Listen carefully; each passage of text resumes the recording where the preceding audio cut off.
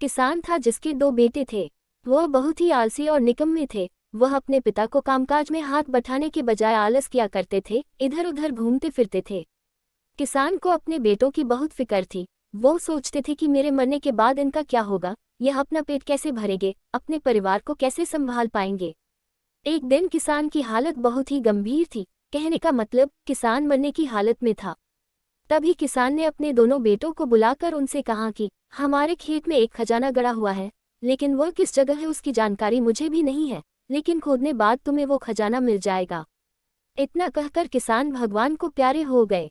खजाने की खबर सुनकर दोनों बेटों के मन में लालच आ गया और वो दोनों खेत पर चले गए और खेत को खोदने लगे। खजाने के लालच में कुछ ही दिनों में पूरे खेत को खोदने के बाद वह घर जाकर बैठ गए और वह अपने पिता को कोसने लगे। इसी तरह कुछ महीने बीत गए और वर्षा ऋतु का आगमन हुआ। किसान के बेटों के पास पेट भरने के लिए सिर्फ एक ही जरिया था, वो है खेती। तब बाकी किसानों की तरह किसान के बेटों ने खेत में बीज बोने शुरू कर दिए। वर्षा का पानी पाकर वह बीज अंकुशित हुए और देखते ही देखते खेत लहराने लगे।